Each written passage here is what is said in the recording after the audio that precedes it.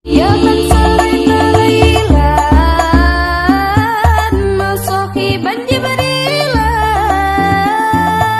Ya man sarita laylan masahiban jibrilan. Bismillahirrahmanirrahim. Assalamualaikum warahmatullahi wabarakatuh.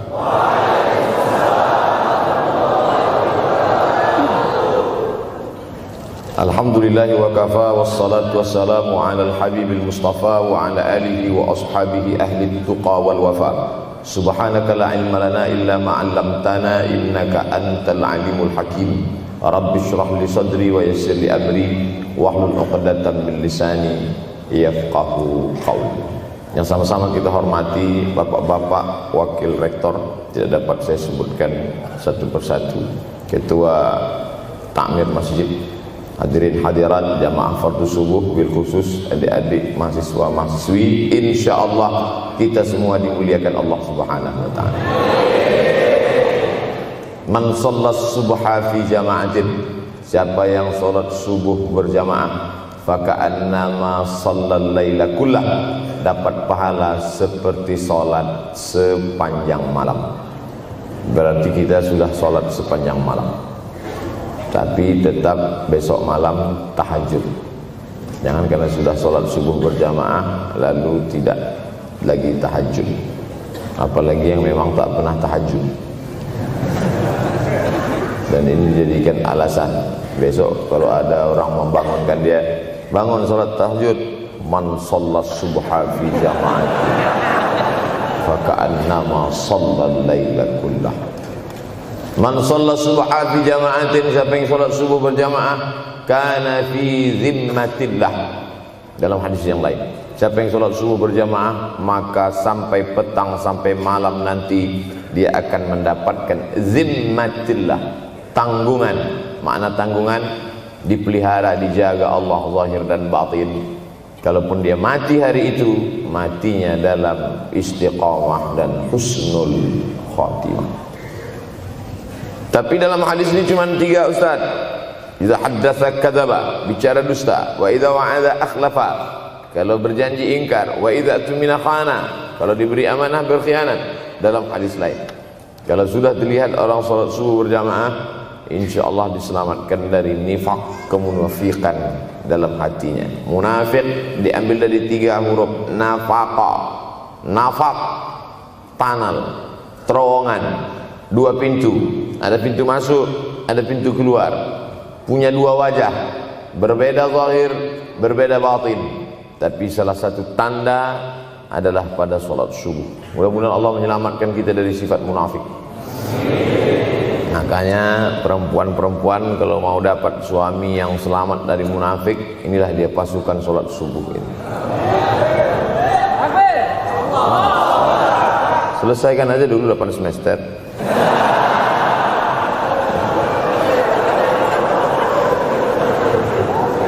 Imam Abu Ja'far Al-Barzanji menulis dalam syairnya, walamma tamma min hamlihi, ketika sempurna hamil Aminah, syahrani 2 bulan, ala ashhuril aqwalil marwiyah, menurut riwayat yang masyhur, tufiya bil madinatil munawwarati abuhu Abdullah, meninggallah abuhu, bapaknya, bapak Nabi Muhammad SAW, Abdullah bin Abdul Muttalib bin Hashim bin Abdi Manaf bin Qusay, di kota Al-Madinah Al-Munawwarah. Ketika itu usia Nabi 2 bulan dalam kandungan. Setelah itu Nabi SAW pun lahir, dibesarkan dalam peluk cium kasih sayang Aminah. Lalu kemudian pada usia lebih kurang 4 tahun dibawa lagi ziarah ke makam ayahnya. Dan dalam perjalanan pulang dari ziarah itu meninggal pula Aminah. Apa pelajaran yang ingin diambil dari kematian ayah dan ibu Nabi ini? Banyak analisa sesuai dengan ilmu orang masing-masing. Bagi psikolog yang katanya pengaruh akal manusia itu dipengaruhi 4, maka kata mereka manusia ini berpikir itu dipengaruhi oleh pertama ayah, yang kedua ibu, yang ketiga bacaan, yang keempat lingkungan. Maka Allah ingin membersihkan Nabi Muhammad sallallahu alaihi wasallam dari empat ini. Apakah akal Nabi Muhammad itu dipengaruhi oleh ayahnya? Tidak, karena dia tidak sempat bertemu. Apakah Nabi Muhammad SAW itu akalnya dipengaruhi oleh ibunya? Tidak, karena 4 tahun sudah meninggal dunia. Apakah Nabi Muhammad SAW itu dipengaruhi oleh bacaannya? Tidak, karena Nabi tidak bisa membaca. Walladzi ba'atsa fil ummiyina rasulan minhum. Allah yang mengutus dia kepada umat yang ummi, la yaktub wa la yaqra, tak menulis dan tidak membaca. Minhum, dan dia bagian dari mereka, dia juga tidak bisa tulis baca. Apakah Nabi Muhammad SAW itu dipengaruhi oleh lingkungannya? Tidak, karena di lingkungannya zina begitu bebas, tipu muslihat, dan dia tetap dengan jati dirinya bergelar Al-Amin, orang yang paling amanah menurut para psikolog. Tapi ada analisa lain. Mengapa ayahnya meninggal ketika dia berusia 2 bulan dalam kandungan, dan belum sempat pula dia mendapatkan kasih sayang seorang ibu? Di situ pula dia meninggal dunia, ibunya saat dia berusia 4 tahun. Maka salah satu analisanya adalah Allah ingin menjaga Nabi Muhammad SAW tidak sempat durhaka pada ayah dan ibunya, karena orang yang durhaka tak layak menjadi Rasul utusan Allah Subhanahu wa ta'ala. Makanya sehebat-hebatnya bapak Nabi Ibrahim bernama Azar. Apa kata Azar? Wa idh qala Ibrahimu li abihi Azara. Ingatlah ketika Ibrahim berkata kepada bapaknya Azar, atattakhidhu asnaman alihah. Mengapa engkau menjadikan berhala ini sebagai Tuhan, wahai bapakku Azar? Apa jawab Azar? La illam tantahi, kalau kau tidak berhenti menceramahi saya, la arjumannaka, aku lempar engkau pakai batu. Wahjurni maliya, tinggalkan aku untuk waktu yang sangat lama. Pergi sana, kata Azar. Apa jawab Nabi Ibrahim alaihissalam? Salamun alaika, selamat untukmu wahai ayahku Azar. Aku akan memohonkan astaghfirulaka rabbi, memohonkan ampun kepada Allah dosa-dosamu supaya diampunkan Allah. Innahu kana bi hafiyya, sesungguhnya Allah amat sangat sayang dan mengabulkan doa-doa. Nabi Ibrahim sempat bertemu dan tidak melawan. Tapi Nabi Muhammad sallallahu alaihi wasallam beda dengan Nabi Ibrahim. Allah buat Ibrahim tidak melawan, tapi ayahnya menjadi durhaka kepada anak. Sedangkan Nabi Muhammad sallallahu alaihi wasallam dua-dua dan dijaga Allah Subhanahu wa taala. Nabi Muhammad dijaga sehingga tidak sempat durhaka kepada Abdullah dan Aminah, dan Allah pula menjaga Abdullah, menjaga Aminah, sehingga tidak sempat menyakiti manusia yang paling mulia, Nabi besar Muhammad sallallahu alaihi wasallam. Saya tidak memilah-milih nabi-nabi, karena kita memang tidak boleh la nufarriqu baina ahadim mir rusulih. Kita tidak boleh membeda-bedakan antara satu nabi dengan nabi yang lain. Lalu yang membedakan itu siapa? Allah Subhanahu wa taala. Dari cara panggilnya saja berbeda. Kalau Nabi Adam dipanggil Allah, ya Adam uskun anta wa zawjukal jannah. Nabi Yahya dipanggil Allah, ya Yahya khudhil kitaba biquwwah. Nabi Isa dipanggil Allah, ya Isa inni istafaituka 'alan nas. Tapi Nabi Muhammad sallallahu alaihi wasallam, Allah tidak pernah manggil dia ya Muhammad. Allah panggil dia dengan dua sebutan. Pertama, ya ayyuhar rasulu balligh, wahai rasul. Dalam panggilannya yang lain, ya ayyuhan nabiyyu jahidil kuffar. Bukan kita yang membedakan, Allah yang membedakan cara panggilan untuk Muhammad sallallahu alaihi wasallam. Begitu juga dengan berdoa. Kalau Nabi Musa alaihissalam, dia yang berdoa, Rabbis shrahli sadri, lapangkan dadaku, wa yassirli amri, mudahkan urusanku. Tapi Nabi Muhammad tidak berdoa, Allah langsung memberi. Apa kata Allah? Alam nashrah laka sadrak. Apakah belum kulapangkan dadamu? Wa rafa'na laka dzikrak, kami angkat beban. Alladzi anqadha dhahrak, yang membebani pundakmu. Belum dia berdoa, sudah dikabulkan Allah, karena janji Allah kepada dia, wala saufa yu'tika rabbuka fatarda. Apapun yang kau mau akan kuberi. Salah satu penyebab Allah memberi apa yang dimau sebelum meminta adalah kalau tidak pernah durhaka kepada orang tua. Oleh sebab itu judul yang diberikan kepada saya, Ustaz Abdul Somad, nanti tablik akbar di kampus Universitas Ahmad Dahlan. Apa temanya? Biasanya saya diberikan tema untuk anak-anak muda meraih masa depan bebas narkoba dan pacaran. Apa temanya untuk anak-anak muda? Bagaimana pokoknya. Tapi di Universitas Ahmad Dahlan saya diberi tema. Apa temanya? Birrul walidain. Masya Allah. Saya bilang alhamdulillah. Untung saya nggak dikasih tema birruz zaujatain. Artinya apa? Sehebat apapun prestasi akademikmu, kalau sampai tidak memuliakan orang tua, hampa di hadapan Allah Subhanahu wa ta'ala. Ada seorang laki-laki, kata Nabi, kalau nanti dia datang kemari minta doa sama dia karena doanya makbul. Sahabat heran, karena sahabat itu definisinya man laqiyan Nabi sallallahu alaihi wasallam wa amana bihi wa mata 'alal Islam. 3 definisi sahabat. Orang yang berjumpa dengan Nabi, beriman dengan Nabi, dan matinya dalam keadaan Islam, maka itu disebut dengan sahabat menurut ilmu hadis. Makanya ketika saya menjelaskan itu ke mahasiswa, Aisyah yang merupakan sahabat Nabi, komplain mahasiswa, mohon maaf Ustaz keliru, Aisyah itu bukan sahabat tapi istrinya. Kita bicara ilmu hadis. Makna sahabat, man laqiyan Nabi, berjumpa dengan Nabi, wa amana bihi, beriman dengan Nabi, wa mata 'alal Islam, mati dalam keadaan Islam. Abu Lahab ketemu dengan Nabi tapi tidak beriman dengan Nabi dan mati dalam keadaan kafir, maka tidak masuk golongan sahabat.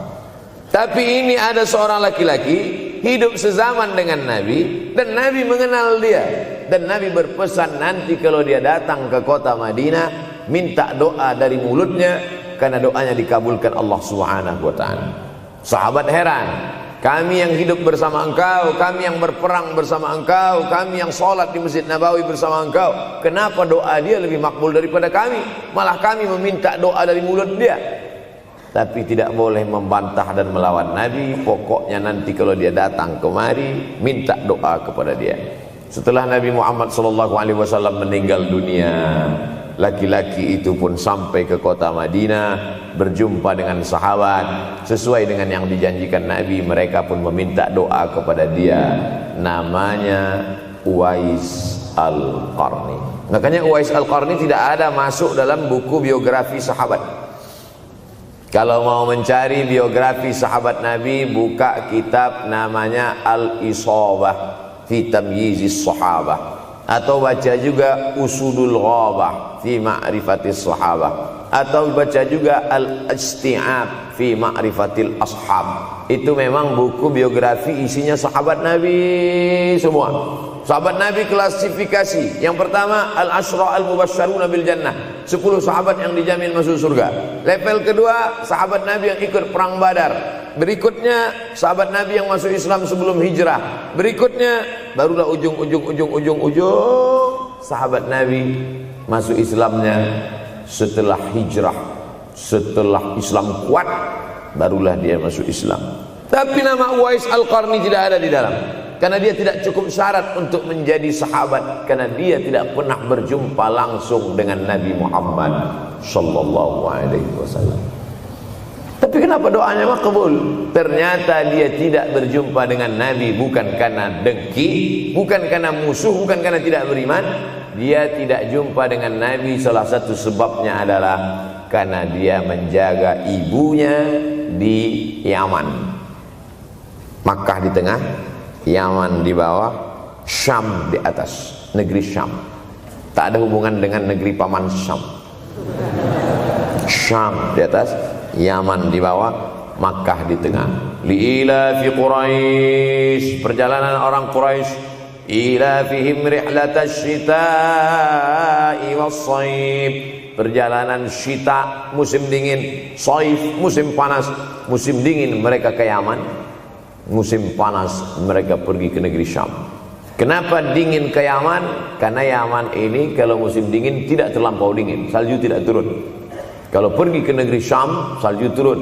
Palestina, Yordania, Suriah, Lebanon. Suriah, Lebanon ada salju.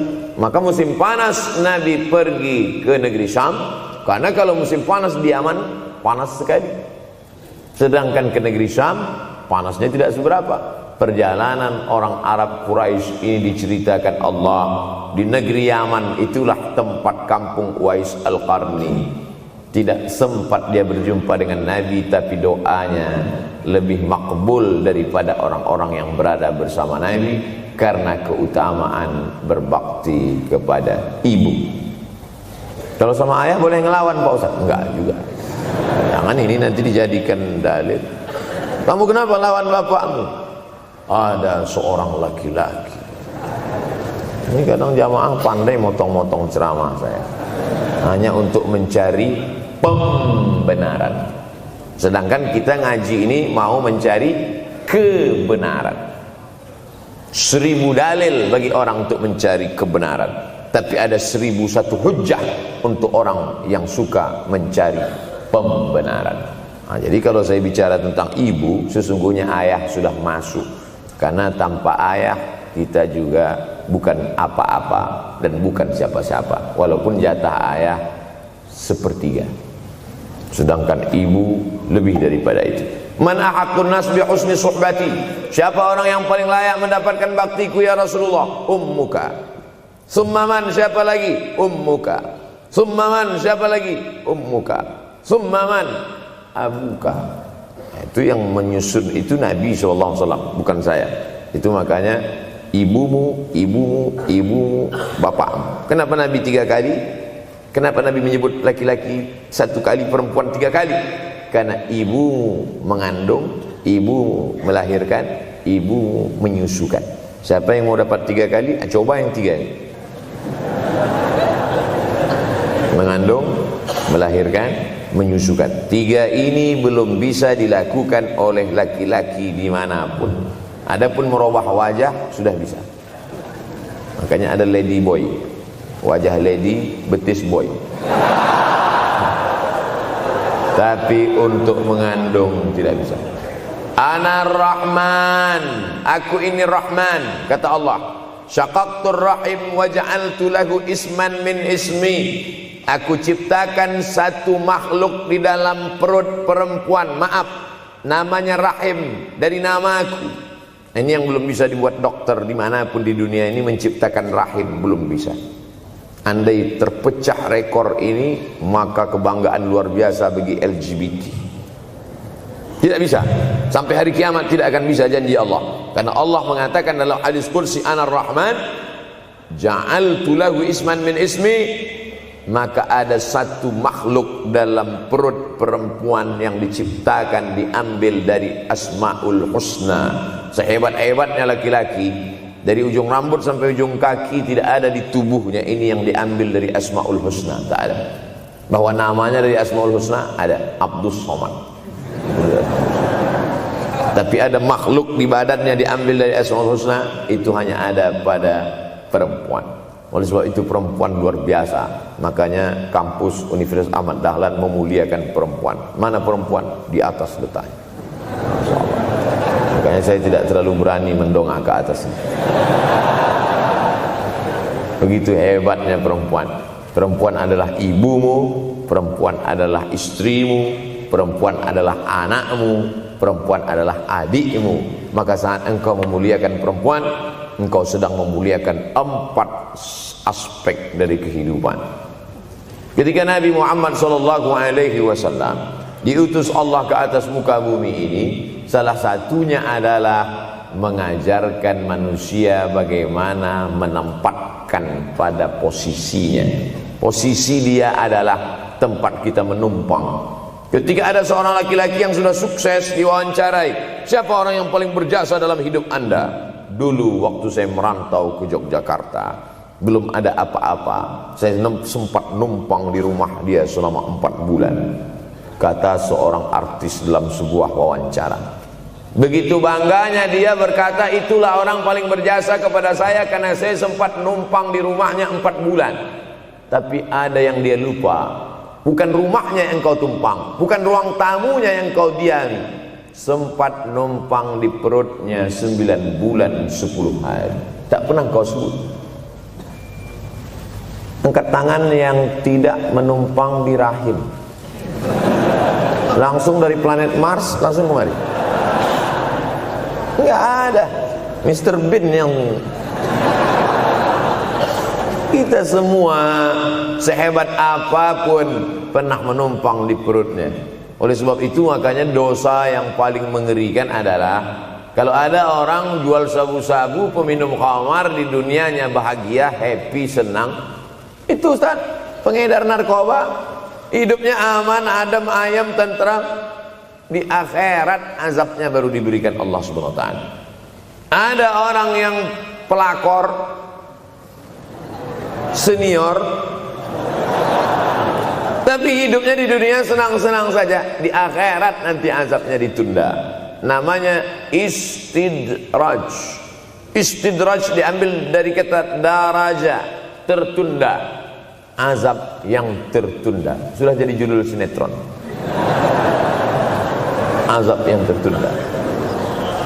Tapi ada satu perbuatan dosa yang pasti di dunia dirasakan. Apa itu? Durhaka pada orang tua. Orang yang durhaka pada orang tua, di dunia dia tetap dapat, di akhirat dapat sekali lagi. Itu janji Rasulullah SAW. Lama hidup banyak dirasa, jauh berjalan banyak dilihat, lama jadi ustadz banyak yang curhat. Maka tidak 1 2 itu saya lihat dalam kehidupan. Hebat, rezeki banyak melimpah ruah, tapi jauh dari kebahagiaan. Apa sebab? Janji Rasulullah SAW. Orang yang durhaka pada orang tua di dunia sudah dapat, di akhirat dapat lagi. Dapat. Di mana letak keadilan Allah? Kenapa di dunia sudah dapat, di akhirat dapat lagi? Yang di dunia itu baru DP-nya, di akhirat baru kau rasakan cash. Oleh sebab itu jangan pernah melawan pada orang tua. Jangan pernah melawan. Apapun kata dia, jurus menghadapi orang tua ini tidak banyak, 3 saja. Kalau dia marah-marah, kalau dia cerewet, kalau dia ngamuk-ngamuk, pertama diam. Pulang kampung marah aja. Saya bolak-balik kirim uang belanja, kenapa kamu IP-nya 2,0? Diam. Yang kedua, diam. Yang ketiga, diam. Kalau belum bisa membahagiakan, jangan susahkan dia. Kalau belum bisa menunjukkan prestasi, jangan susahkan hatinya. Jangan sampai belum ketemu dengan wajah kita pun dia sudah susah hati. Baru nama kita muncul di HP-nya, kumat darah tingginya. Bunyi handphone dia lihat nama kita di situ, langsung berubah detak jantung. Karena ternyata bukan nama kita di situ dia buat. Siapa? Troublemaker. Oleh sebab itu jangan susahkan orang tua. Saya tidak ujuk-ujuk langsung jadi ustadz. Saya sempat jadi mahasiswa terlama di dunia. Saya kuliah di Mesir tahun 1998 sampai 2002. 4 September 1998 menginjakkan kaki di Kairo. November pulang tahun 2002. Tidak pernah sekalipun saya menyusahkan orang tua saya. Tak pernah saya minta uang pada mereka. Sampai almarhumah emak saya bertanya, kau makan apa di sana? Makan nasi, saya bilang. Dari mana dapat uang? Beasiswa saya cukup, Mak. 162 pon. 50 untuk makan, 50 untuk rumah, tinggal 62. 20 dibagi lagi untuk ongkos, 20 untuk buku, 20 disimpan, mana tahu demam sakit gak ada uang. Sampai pulang. Sampai akhirnya dia kasih tanya, gimana caranya ngirim uang supaya nanti di akhirat kalau Allah bertanya, pernah nggak ngirim uang? Pernah. Ya, saya tak mau menyusahkan. Saya menganggap kalau nanti saya minta hatinya susah, kalau nanti saya banyak minta saya tak bisa balas, maka saya bukan berarti mengajak adik-adik tidak minta uang. Saya paham tak semuanya dapat beasiswa, artinya minta. Cuman kalau minta ya pulang nanti sampaikan ke orang tua, saya sudah dengar ceramah Ustaz Somad, maka saya tidak minta lagi, Mas. Tidak.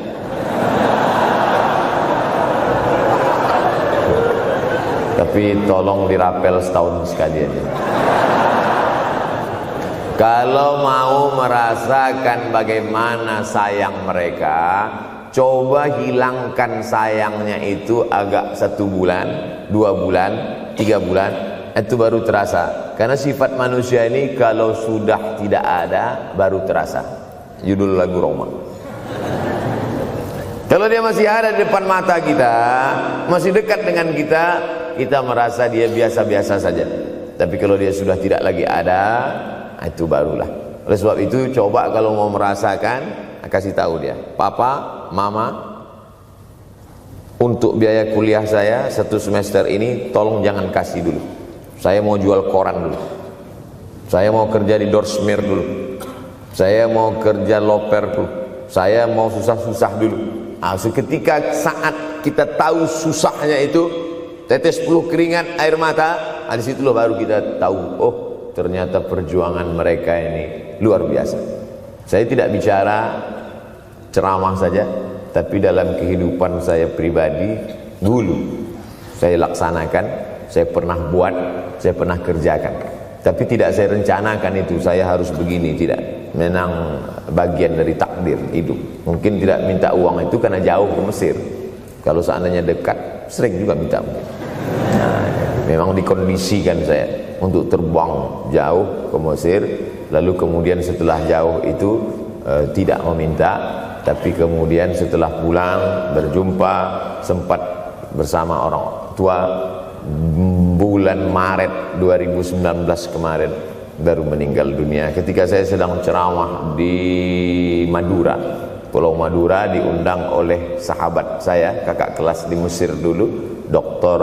Fauzi Tijani. Dan pagi itu rencananya mau ziarah ke makam Kiai Khalil di Pulau Madura. Begitu mau ziarah langsung dapat SMS segera pulang karena orang tua meninggal dunia. Akhirnya saya langsung ke airport Surabaya dan langsung pulang. Sebelum malam sudah tiba pemakaman. Artinya apa? Penyesalan panjang, kenapa tidak mencium tangan orang tua, kenapa tidak. Karena saya pikir masih lama ini. Ini satu kekeliruan. Di mana-mana selalu saya sampaikan, jangan pernah berpikir usianya masih lama walaupun dia sehat. Karena sehat walafiat, tidak ada kurang satu apapun. Masih lama. Ternyata apa yang terjadi? Berangkat hari Sabtu, hari Ahad tausiah, hari Senin pagi, tanpa sebab, tanpa penyakit. Oleh sebab itu kalau masih hidup orang tuamu di rumah, pulang. Tapi jangan ini jadikan alasan. Besok enggak masuk kelas, kemana? Pulang semua.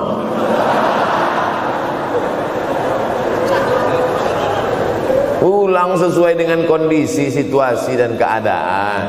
Pulang. Kalau masih bisa membahagiakan dia apa makanan kesukaannya, belikan. Suka makan apa dia, belikan. Itu yang dia inginkan.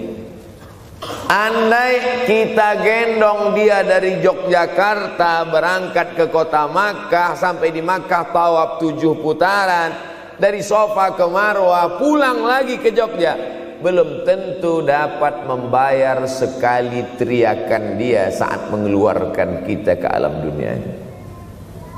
Jadi banyak orang terlalu membanggakan. Saya sudah banggakan dia Pak Ustaz, saya sudah bayarkan ONH-nya. Berapa? Baru DP-nya. Sudah merasa berbakti kepada orang tua? Belum.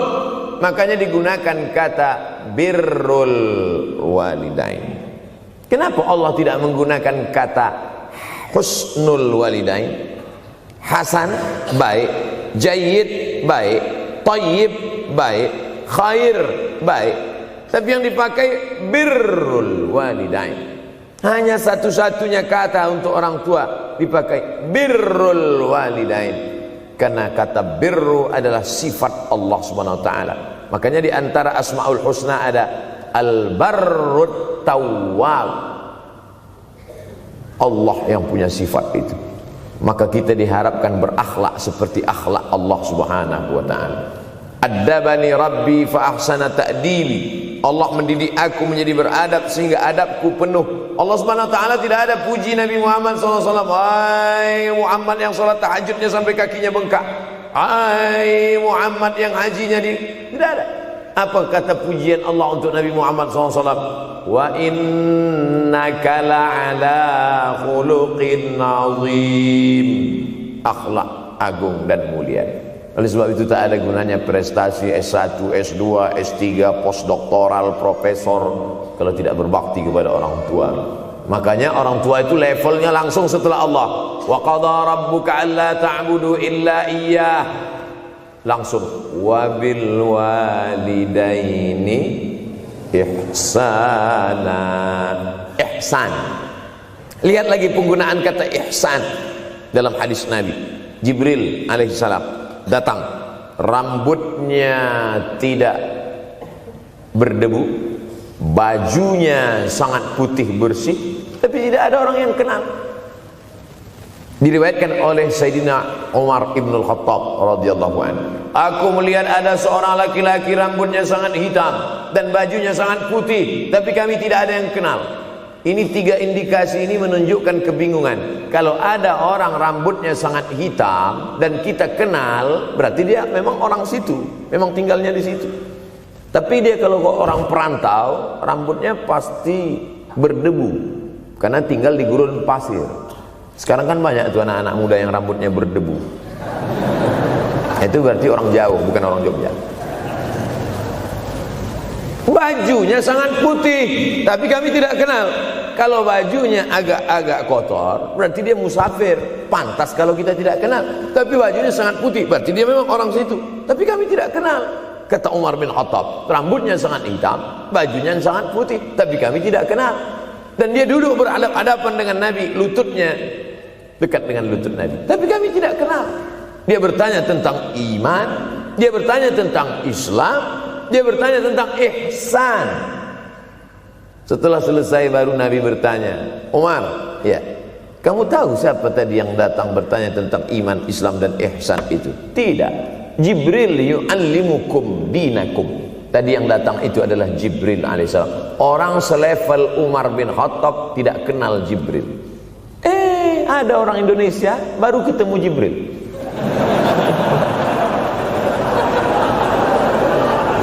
Umar bin Khattab kalau lewat di suatu jalan, kalau Umar bin Khattab lewat jalan Sudirman, maka setan lari ke jalan lain. Ini ada orang satu perjalanan sama setan, ngaku kenal dengan Jibril alaihissalam.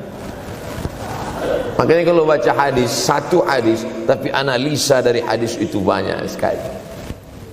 Umar tidak kenal dengan Jibril kecuali setelah Nabi Muhammad SAW yang bercerita mengenalkan. Dari mana Nabi tahu? Nabi dapat wahyu dari Allah Subhanahu wa ta'ala. Tapi ada analisa lain. Apa maknanya? Allah menggunakan kata ihsan untuk orang tua, Nabi menggunakan kata ihsan untuk Allah. Ihsan untuk Allah, anta'budallaha ka'annaka tarah, kau sembah Allah seakan-akan engkau melihat dia. Fa in lam takun tarah, kalau kau tidak bisa melihat dia, fa innahu yarak, sesungguhnya dia yang selalu melihatmu, tidak pernah putus. Ihsan, ihsan Allah kepada kita, tidak pernah putus pengawasan Allah. Bagaimana ihsan kita kepada orang tua? Tak pernah putus bakti walaupun dia sudah meninggal dunia.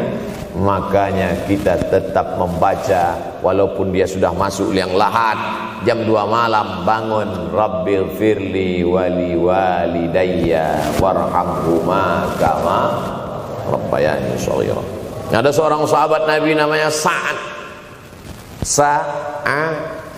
Sa'ad sudah jadi bahasa Indonesia. Banyak juga orang Indonesia laki-laki sifat Sa'ad, orangnya Sa'id, artinya bahagia. Sa'adah, kebahagiaan. Jenenge sapa? Sangadah. Itu dari bahasa Arab. Sa'adatun, bahagia. Datanglah seorang laki-laki bernama Sa'ad menjumpai Nabi sallallahu alaihi wasallam, "Ya Rasulullah, wahai Rasulullah, ummi matat, ibu saya sudah meninggal dunia. Afa atasaddaqu anha? Kalau saya bersedekah, kira-kira pahalanya sampai apa tidak untuk almarhumah ibu saya?" Kata Nabi, "Tasaddaq, silakan engkau bersedekah." "Ayu sadaqatu afdal?" Sedekah apa yang paling afdal?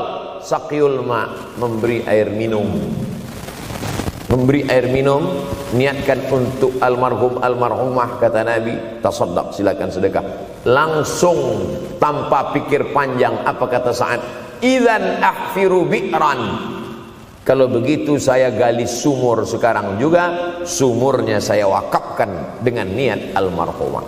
Oleh sebab itu, yang orang tuanya sudah meninggal dunia, pulang dari sini jangan gali sumur, cukup telepon, "Assalamualaikum, sumur bor." Cari pondok pesantren yang kesulitan air, pergi ke kaki-kaki gunung, orang mencari air, satu jerigen mikul 5 kilometer jalan. Di situ tempat minum lembu, kerbau, di situ juga mereka mengambil air. Cari, galikan, mengalir air sumur untuk mereka, mengalir pula sampai ke liang lahatnya. Itu bakti kita. Pulang dari sini, cari pondok pesantren, panti jompo, panti yatim. "Assalamualaikum Bapak pimpinan yatim, saya lihat ini kamar mandinya sedikit, orang antri banyak, keran air tidak ada. Gimana ini? Berapa lagi yang perlu sumur bor di sini?" "Kami perlu kira-kira 5. Insya Allah. Bapak mau bantu?" "Enggak, nanya-nanya aja." Nih, ini akan menolong di hadapan Allah Subhanahu wa ta'ala.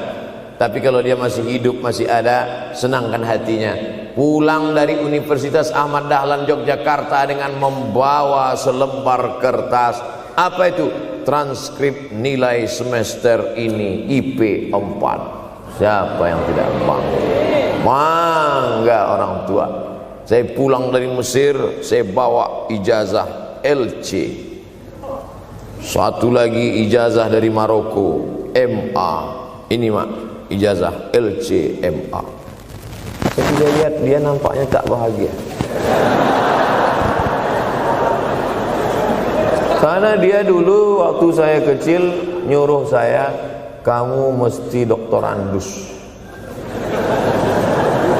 Itulah cita-cita ya dia yang tidak sampai. Saya mesti doktorandus. Di mana mau mencari titel doktorandus sekarang? LCMA. Saya bilang, "Mak, ini LCMA ini lebih hebat dari doktorandus." Artinya apa? Bahwa menyenangkan hati orang tua itu ketika hati dia terbuka, bahagia, disitulah pintu-pintu rezeki itu terbuka. Turun barokah-barokah itu. Buah kalau matang itu dijolok, jatuh.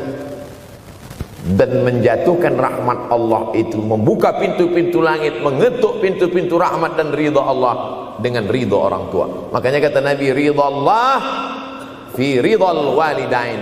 Kalau Allah ridha, maka semua yang kau mau dia berikan. Orang kalau sudah ridha itu artinya senang. Orang kalau sudah senang, semua dia kasih.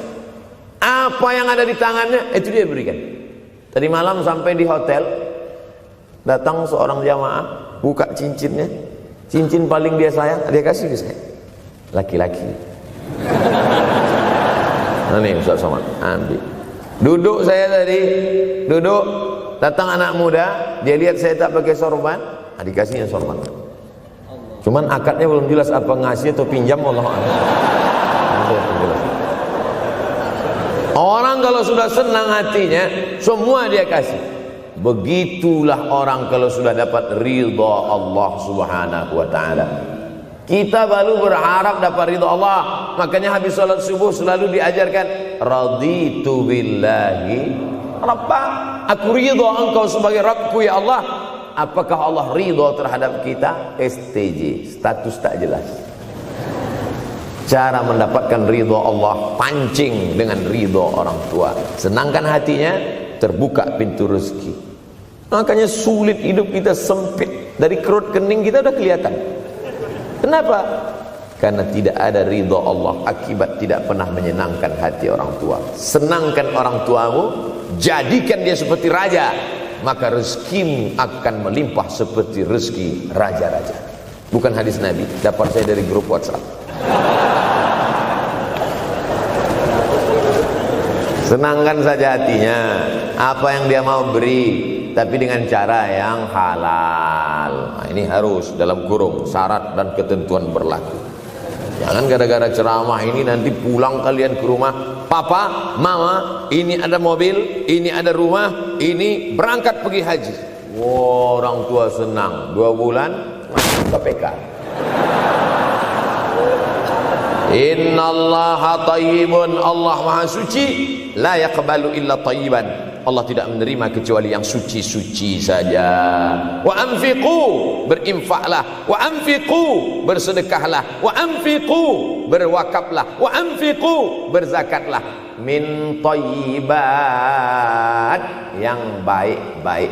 Yang tidak baik tidak diterima Allah Subhanahu wa taala. Kamu lagi ngapain? Nyuci. Lagi ngapain? Nyuci. Pakai air apa? Air kencing. Begitu kata Syekh Abdul Wahab Asy-Sya'rani dalam kitabnya Tanbihul Mughtarrin.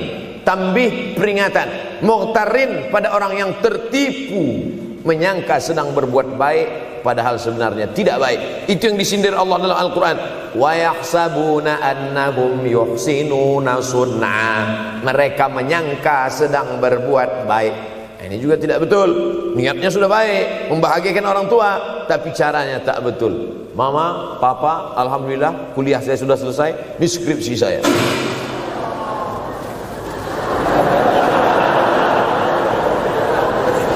Masya Allah. Bayangkan kalau kiamat tiba-tiba terjadi. Begitulah agaknya terkejutnya kita. Kiamat terjadi tapi belum sempat berbakti kepada orang tua. Dosa belum sempat meminta maaf. Silap dan salah, berapa kali kita kencing di kainnya yang bersih.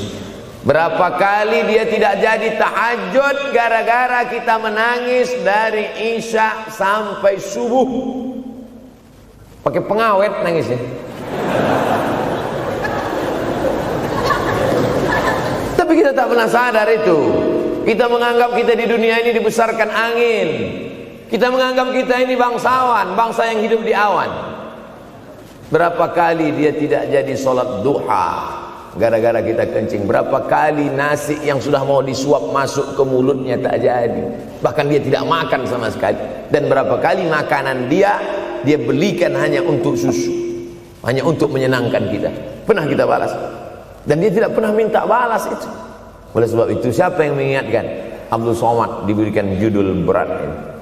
Judul yang paling berat ceramah tentang orang tua, tentang ibu, tentang ayah. Jarang saya mau menerima judul-judul pengajian. Ini pun dikasih tahu setelah sampai di sini. Maka saya belok-belokkan dikit. Ini air mata udah mau menetes, belokkan lagi. Nanti kalau saya nangis di sini, siapa yang ceramah kalau saya nangis? Oleh sebab itu maka yang orang tuanya masih ada, beruntung dan bertua, bawakan dia rumah makan. Ada sahabat saya namanya Ustadz Lukman di Pontianak.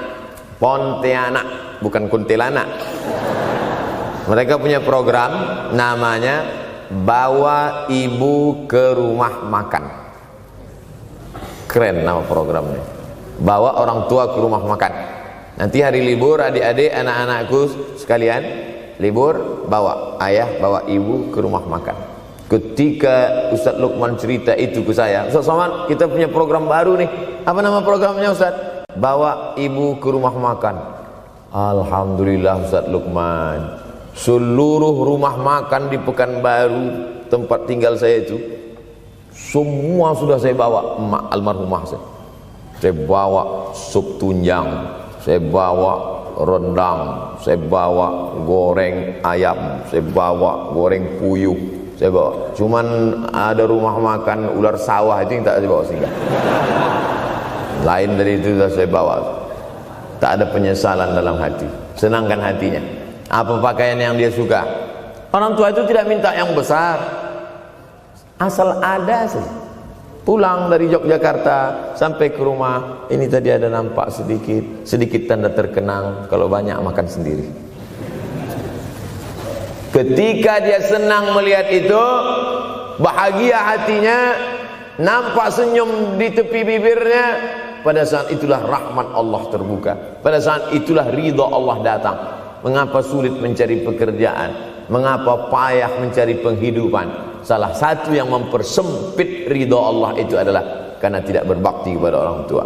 Oleh sebab itu maka judul tema yang diberikan birrul walidain, berbakti kepada orang tua, bahagiakan. Ini ada juga ini anak-anak yang sudah sukses ini, papa, mama sudah meninggal, papa jangan risau. Silakan terbang ke Yogyakarta, ada adik di sana. Silakan terbang ke Surabaya, ada kakak di sana. Silakan terbang ke Kuala Lumpur, ada keluarga di sana. Jangan hiraukan.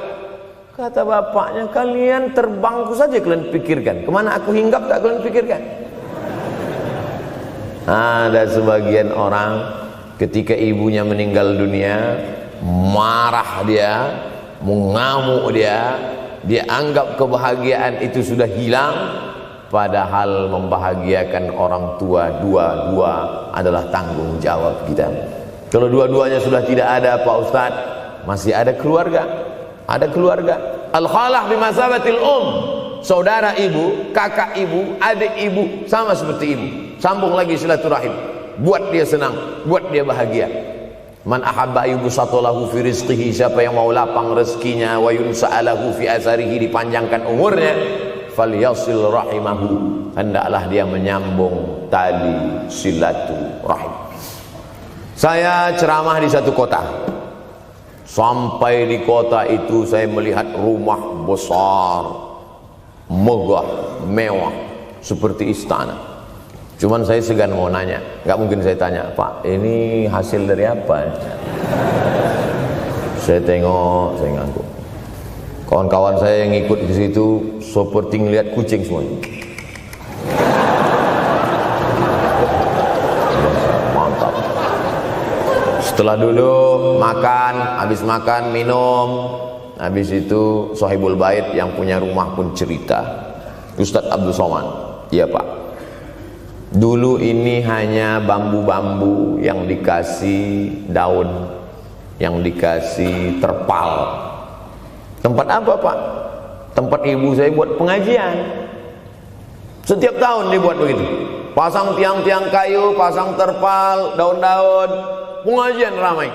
Sampai akhirnya saya berkata, Bu, pengajian kita hentikan saja, stop.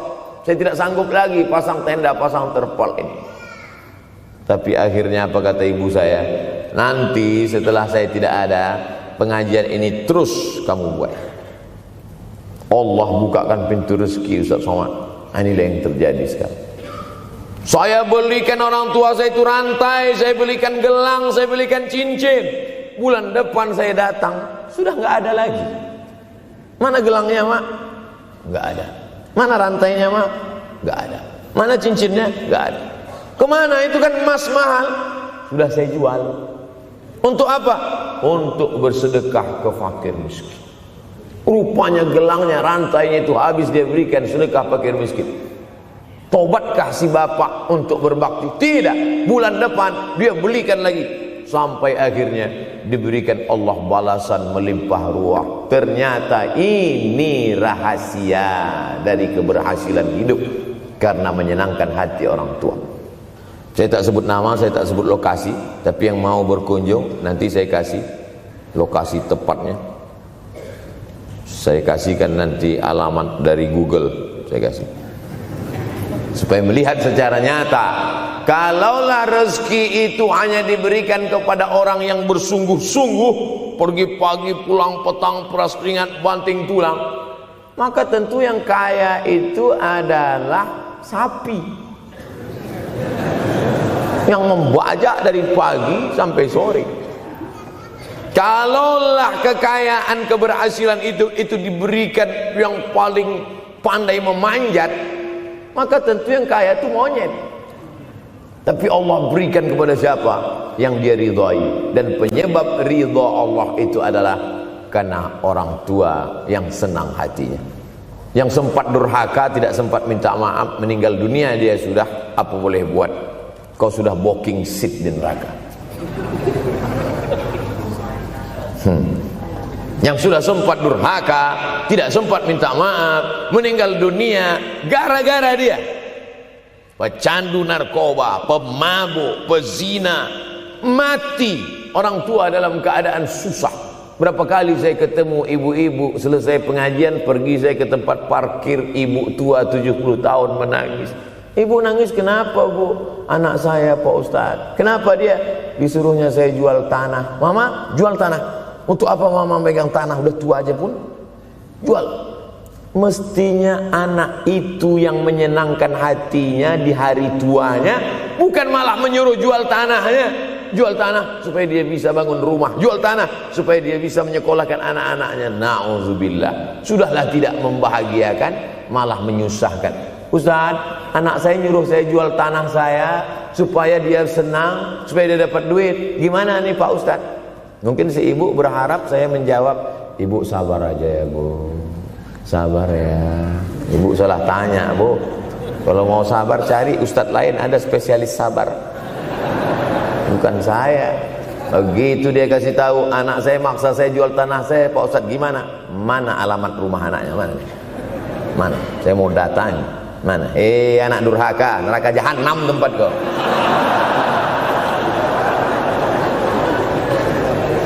Tak mau dia ngasih alamat. Rupanya dia takut nanti anak saya malah marah sama saya, Pak Ustadz. Saya kasihan. Mudah-mudahan Allah berikan kekuatan pada ibu. Tapi cerita ini bukan satu dua contoh kasus. Ternyata zaman sanggup memperkarakan pengadilan hanya karena sebatang pohon kayu. Atau cuma saya yang dapat berita aja? Adik-adik ada juga dapat kiriman itu? Sanggup memperkarakan sebatang pohon kayu. Padahal kalau kau jual semua kebunmu itu, belum tentu dapat menebus. Datang seorang laki-laki mengadu kepada Nabi Muhammad SAW. Ya Rasulullah, ini bapak saya ini kurang ajar sekali. Bapaknya kurang ajar? Diambilnya harta saya ya Rasulullah. Gimana ini ya Rasulullah? Apa kata Rasulullah SAW? Anta wa maluka li abik.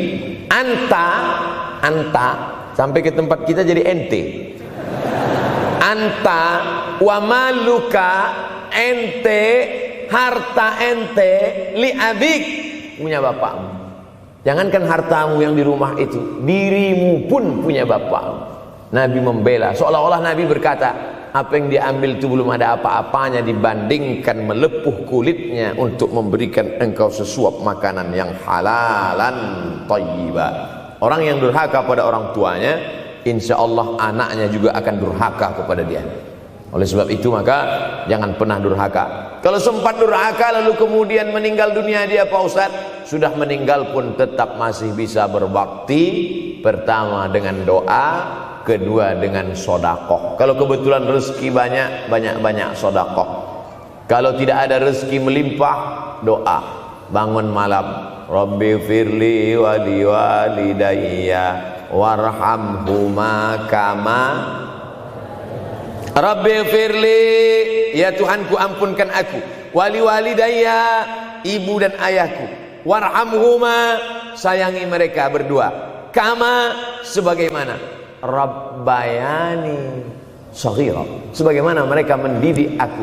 Coba kita lihat susunan kalimatnya, seperti ada kekeliruan kalimat. Na'udzubillah, mana mungkin kalimat Allah keliru. Allah ingin menegur kita, sayangi mereka sebagaimana mereka mendidik aku. Mestinya kalimatnya kan tidak begitu. Sayangi mereka sebagaimana mereka menyayangi aku. Tapi ternyata sayang belum tentu mendidik. Tapi mendidik pasti sayang. Karena bunyi kalimatnya, sebagaimana mereka mendidik aku. Jadi banyak juga anak-anak ini tidak sayang karena salah didik. Disangka sayang itu dengan ngasih motor, disangka sayang itu dengan ngasih gadget, disangka sayang itu dengan ngasih transfer uang yang berlebihan. Belum tentu sayang. Dulu ada insinyur arsitek yang membangun salah satu rumah keluarga saya. Kuliahnya di Jogja. Cerita dia, dulu saya kuliah di Jogja, Ustaz Abdul Somad, insinyur. Terus teman kami sakit di kos-kosan. Kami bingung mau nelpon siapa. Akhirnya datang mobil mewah, parkir polisi, tentara, ramai. Barulah kami tahu rupanya dia anak menteri. Jadi sayang orang tua itu bukan mesti dibelikannya apartemen, dibelikannya mobil, belum tentu. Boleh jadi itu justru menjerumuskan anak. Diberikan apartemen, diberikan mobil mewah. Habis 2 bulan kena virus HIV AIDS. Tapi kalau dibuatnya kita jauh, saya yakin adik-adik kuliah di Universitas Ahmad Dahlan, ada yang dari timur Indonesia, ada yang dari Sumatera, lalu kemudian di tengah kesendirian, belum makan, uang kos belum bayar, transfer macet, datang setan berbisik, hei, sebetulnya kau anak yatim piatu yang dibuang. Bukan. Orang tuamu bukan tidak sayang, dia hanya sedang ingin mendidik supaya engkau menjadi anak yang mandiri. Maka nanti kalau sedang duduk termenung gitu, tiba-tiba datang bisikan, pergilah cari jembatan, terjunlah.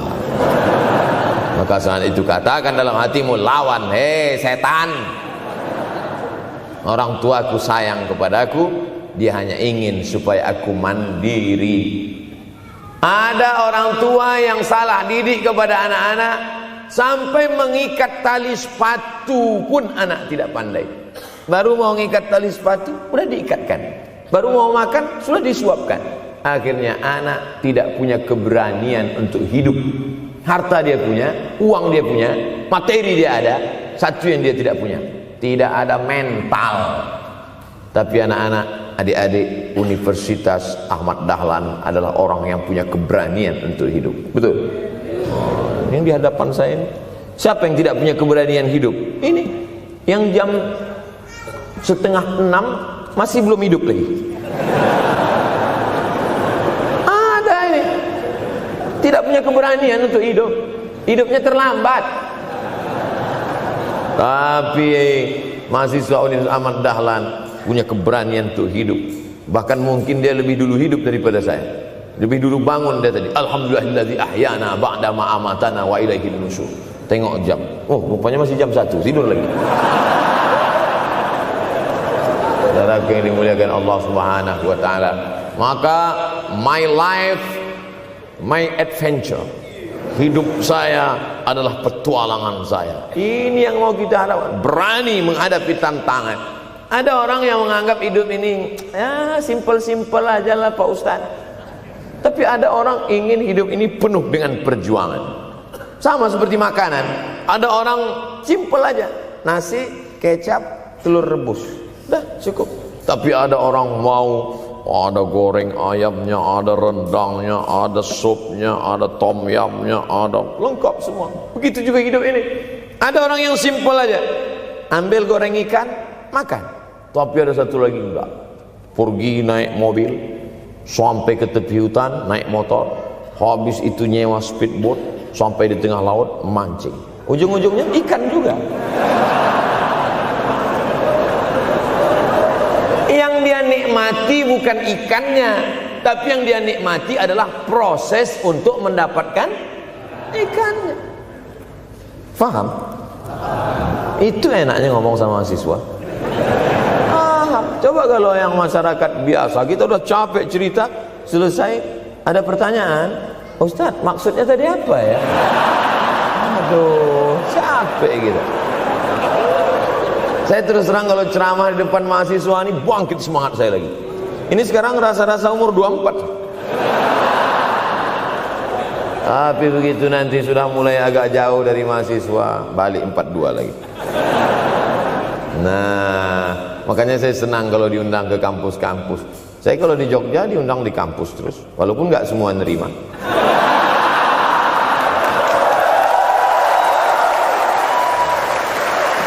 Saudara yang dimuliakan Allah Subhanahu wa taala, maka kita harus sering-sering bersama. Apa ini takbir? Takbir itu ngusir setan. Tadi saya ceramah jam 4:30. Sekarang sudah jam 5:30 Artinya saya sudah ceramah 70 menit. Ini sudah keluar dari kode etik. Karena di mana-mana saya ceramah 60 menit. Kenapa bisa Ustaz Somad ceramah 70 menit di Universitas Ahmad Dahlan ini? Kenapa? Semangat. Semangat yang membuat kita. Padahal berdiri lagi. Tahan, belum sarapan lagi. Tahan. Artinya apa? Yang membuat kita kuat itu bukan materi, bukan makanan, tapi semangat. Maka jangan sempat kehilangan semangat. Bangkitkan semangat. Semangat terus. Semangatnya apa? Semangat ingin membahagiakan orang tua. Kalau lupa, tulis. Biasanya mahasiswa ini kan suka lupa. Tulis di dinding kamar. Semangat bahagiakan calon mertua.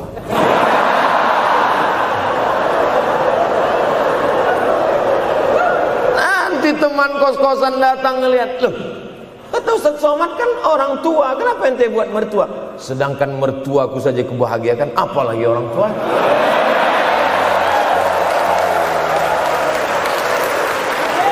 Begitu hebatnya. Cuman kadangnya kita hanya mendapat ini hanya di sinetron-sinetron saja. Real nyatanya di mana? Datanglah ke Universitas Ahmad Dahlan. Jadi hidup ini harus ada target yang mau dicapai. Banyak orang targetnya nggak benar. Saya ingin menjadi orang yang punya kepribadian, Pak Ustadz. Rumah pribadi, mobil pribadi. Target bahagiakan orang tua. Gaji pertama kalau kerja nanti umroh. Oh, gitu. Ma, doakan. Nanti kalau aku kerja insya Allah gaji pertama nanti memberangkatkan umroh. Syukur-syukur nggak usah diomongkan dulu. Kasih surprise. Senang. Mama, ayah, ini gaji pertama. Dia buka, tengok 700.000.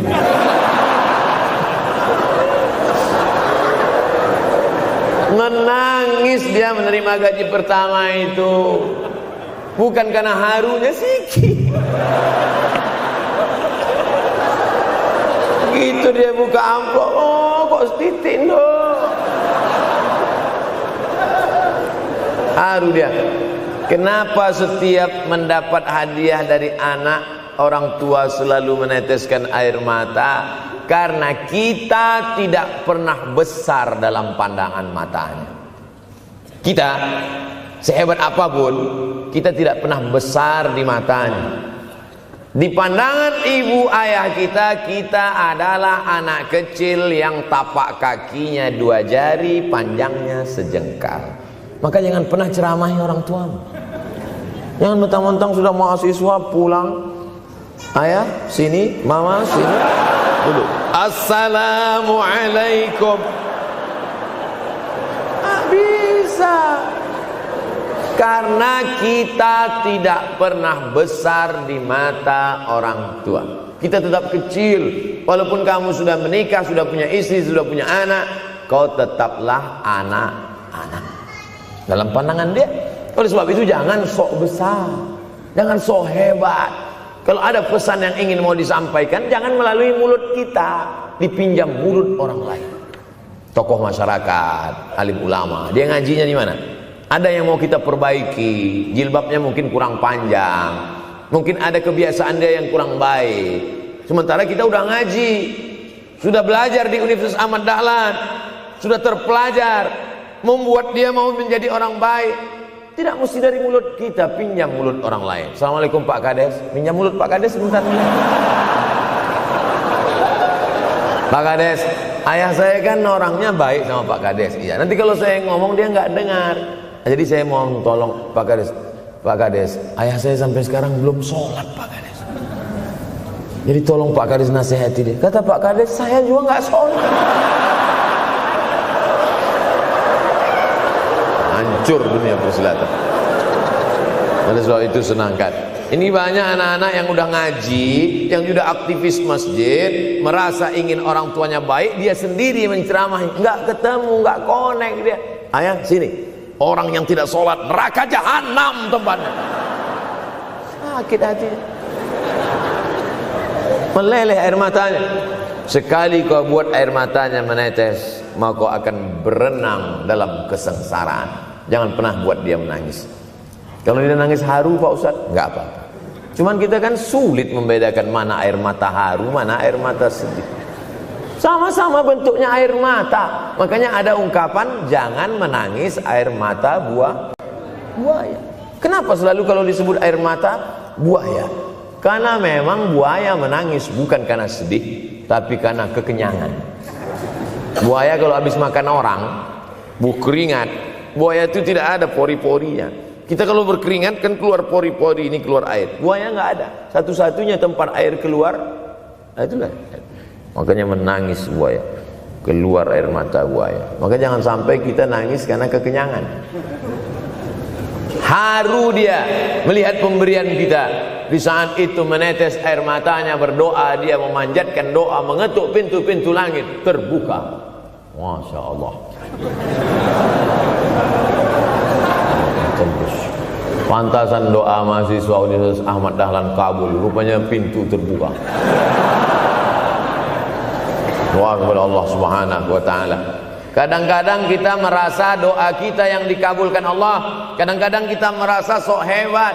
Setelah dia meninggal dunia, barulah kita sadar rupanya selama ini kita hanya menumpang doa.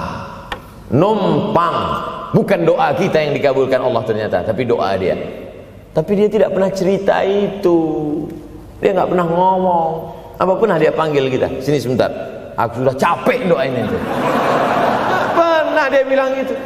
Dia cukup mengadu tengah malam, ya Allah, anakku ini jadikan dia berhasil kuliahnya, ya Allah. Sudah hampir 14 semester nggak selesai-selesai. Dia mengadu kepada Allah Subhanahu wa taala. "Ma, aku susah ini sekarang." Susah kenapa?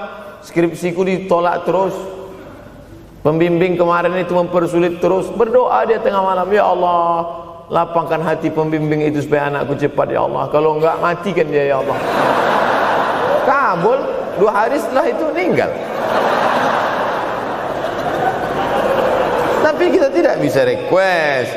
Oleh sebab itu maka banyak-banyak dekatkan kepada orang tua, senangkan. Saya ceramah di Malaysia, dibawa jamaah ke mall. Ustaz Samad, esok kita tak ada tazkirah, tak ada tausiah. Kita nak pusing-pusing. Pusing-pusing maksudnya mutar-mutar. Pergilah kami ke mall. Sampai di lantai atas saya lihat anak-anak muda nyuapin orang tua. Ada restoran mahal, mewah.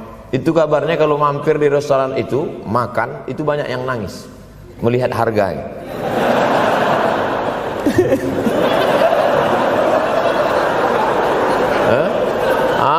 Ada saya lihat anak-anak muda yang ganteng-ganteng, perempuan yang cantik-cantik menyuap orang tua. Orang tua yang sudah tak berambut, sudah perempuan tak berambut lagi, rontok saking tuanya, kulit sudah keriput.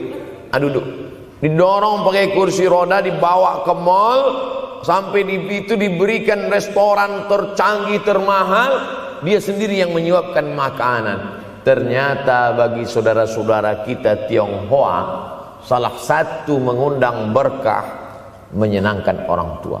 Itu keyakinan mereka. Kok kenapa ente kasih makan? Ya oke lah. Ajaran kita mengajarkan tapi kita tak amalkan. Ketika tetangga, kawan, sahabat kita mengamalkan, rezekinya melimpah, baru kita heran. Dia kok kaya ya? Iyalah, dia kan punya tuyul. Tuyul mana bisa bawa duit banyak? Nih keberkahan. Oleh sebab itu, jangan cuma sekedar ngaji-ngaji aja. Pulang dari sini, kalau memang tinggal di Yogyakarta atau di luar nanti pas liburan, sisihkan uang, bawa dia ke mall, bawa dia ke restoran, senangkan hatinya, bawa dia jalan-jalan. Cuman tetap juga yang logis. Kalau dia udah tua, janganlah dikasih kacang goreng.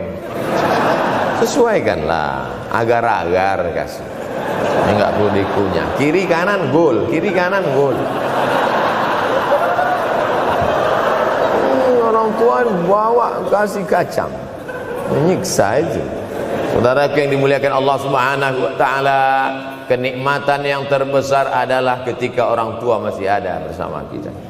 Kalau sudah tak ada, nanti saat Idul Fitri, Allahu Akbar, Allahu Akbar, Allahu Akbar, la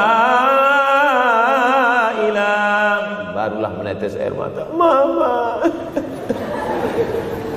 Saya kalau sudah menengok orang menangis terlalu berlebihan mengenang orang tua, ini pasti ada, kalau bahasa kampung kami, something wrong.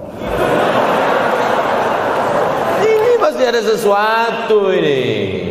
Karena orang kalau sudah habis tumpah, dia tidak akan menetes lagi. Tumpahkan kasih sayangmu itu sampai habis ludes, dia tidak akan menetes lagi.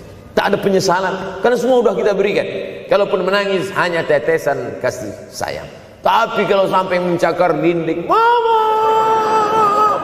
ini pasti. Saya kalau ada orang yang menyesal sampai mencakar dinding, mau saya antukkan aja kepala yang gede. Dulu waktu hidup kenapa enggak waktu? Sekarang udah mati baru kau menangis kan? Senanda. Nah, tapi tentu sesuai kemampuan kita, karena kata Allah, la yukallifullahu nafsan illa usaha. Allah tidak membebani orang lebih dari semestinya. Ustaz ceramah sampai jam berapa ini? Sampai jam 6 insyaallah. Saya mau lengkapkan. Jam kita sama tuh. Oh, sama. Jam 6. Jam 6 maka saya ceramah 90 menit nanti di Universitas Ahmad Dahlan.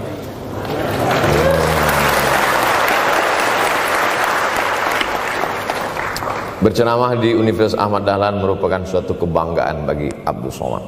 Kenapa begitu? Saya pengagum Kiai Haji Ahmad Dahlan, termasuk ulama yang saya kagumi. Lalu kemudian apa kekaguman di antara kekaguman Ustaz terhadap Kiai Haji Ahmad Dahlan? Beliau punya keberanian untuk melawan arus TBC, tahayul, bid'ah, coerafat. Dia berani melawan itu. Dan akhirnya, dan beliau tidak membangun ketokohan. Tidak yang dibangkitkan itu Ahmad Dahlannya, tapi yang dibangkitkan itu metodenya. Yang dibangun itu relnya. Sehingga nanti kalau kereta apinya lapuk, tetap akan ada kereta api baru yang lewat di rel ini. Ini yang dibangun. Dan akhirnya sampai hari ini saya sedang berada di hadapan kereta api yang baru. Ada Thomas.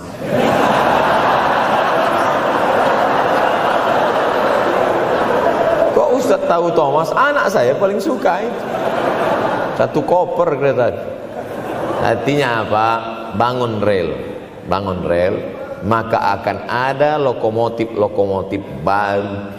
Dunia boleh berganti, zaman boleh berubah. Idza waqa'an ala ahadikumul qiyamah, kalau kamu sudah mau mati, wa fi yadihi fasilah, di tanganmu ada bibit korma. Sudah mau mati, di tangan ada bibit korma. Apa yang kita lakukan? Ada sebagian orang kalau sudah mau mati, ya wes gua ae lah. Kalau di tanganmu ada bibit korma, gali-gali tanah sedikit, tanamkan. Untuk apa nanam korma sudah mau mati? Bukan kita sempat memakan manisnya, tak sempat bermaung di bawah daunnya yang rindang. Bukan kita yang menikmati, tapi ada orang lain dan pahalanya mengalir ke makam kita. 28.000 ibadah mengalir ke makam Kiai Haji Ahmad Dahlan. Angka 28.000 itu dari mana Pak Ustaz? Angka mahasiswa Universitas Ahmad Dahlan. Ustaz tahu dari mana? Ya makanya kalau orang ngomong tuh dengar. Makanya saya kalau diundang ceramah, Ustaz nanti sebelum ceramah kita ada acara makan dulu. Ya selama itu saya diam aja. ngumpul-ngumpulkan bahan. Jangan pernah melihat modal materi, tapi kuatkan usaha dan tawakal. Nih, bantuan cuma 6 miliar, tapi ternyata keperluannya berapa? 126 miliar. Tapi buktinya jadi masjid yang besar. Kalau diikutkan modal, mana mungkin cukup? Maka begitu juga dalam menatap hidup ke depan. Kamu kenapa belum juga nikah? Modalnya besar Pak Ustaz. Terus gimana? Nunggu yang gratisan aja lah. Dan begitu, usaha, tawakal, doa. Nah, bagi yang masih lajang, yang mau nikah, itu kalau bisa doanya jangan sir, agak jahar dikit. Ya Allah, umur udah 40. Dengar sama sebelah, loh belum mas katanya, belum. Bodoh.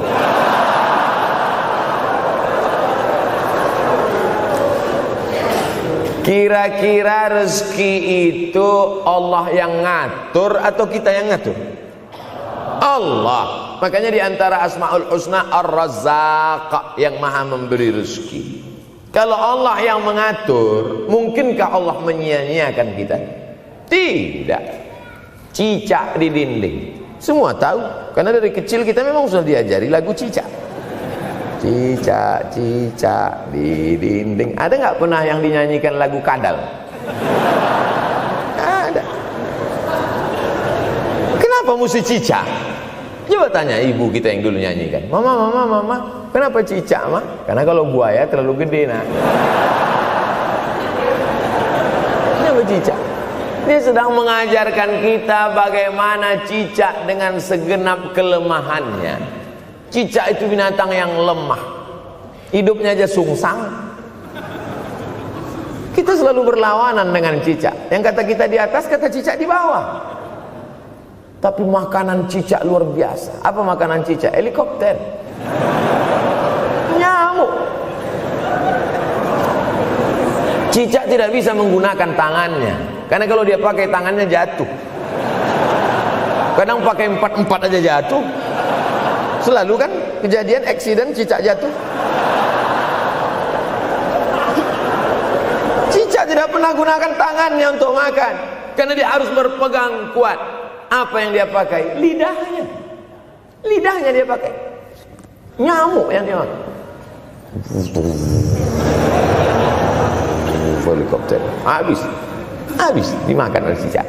Siapa yang paling hebat? Nyamuk. Makanannya darah. Nyamuk masih keluarga Dracula. Tapi Allah SWT mau mengajarkan jangan putus asa, gunakan potensimu, apapun yang terjadi gunakan. Ini sekarang banyak anak-anak muda nih kehilangan semangat. Kalau engkau kehilangan beras masih bisa hidup 3 bulan. Kalau engkau kehilangan air masih bisa hidup 3 hari. Tapi kalau kau kehilangan semangat, kau hanya hidup 3 detik. Tik, tik, tik, mati. Oleh sebab itu jangan sampai kehilangan semangat. Bahasa kitanya putus asa. Sampai dingin tuh lontong. Bukan karena ceramah terlalu lama, bukan. Sampai dingin itu sarapan pagi gara-gara mahasiswa. Ente kenapa? Galau Ustaz. SMS nggak dibalas, telepon nggak diangkat. La ilaha illallah Muhammad Rasulullah. Mahasiswa seganteng ini, sehebat ini, begitu cepat putus asa. Saya aja setua ini, sekurus ini masih banyak yang mau. Lihat tuh komen-komen di Instagram, baca tuh komen-komen di YouTube. Ustadz, jadikan aku yang kedua ya.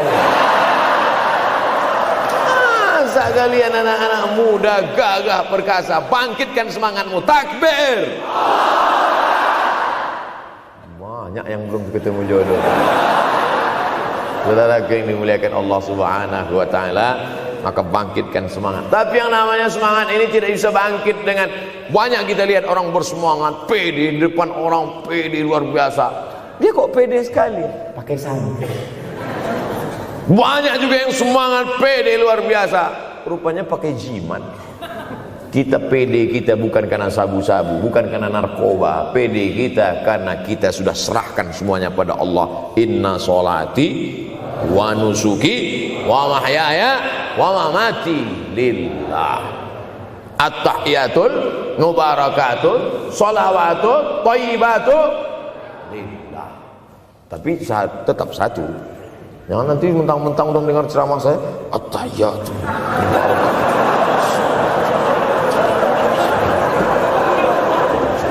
Dalam hati saja. Ini bukan punya aku ya Allah, ini semuanya punya Engkau, punya Engkau. Berhasil kalian, sukses kalian, punya apartemen, punya kondominium, punya mobil. Datang teman nanya, hebat ente ya, kaya sekarang ya. La haula wala quwata illa billah. Tapi ngomongnya setelah berhasil. La haula wala quwata itu setelah berhasil atau sebelum? Setelah semua dipuji orang, hebat ente sekarang ya. La haula wala quwwata. Bukan punya saya, punya Allah. Tapi sekarang banyak orang salah. Ente kok enggak kerja? La haula.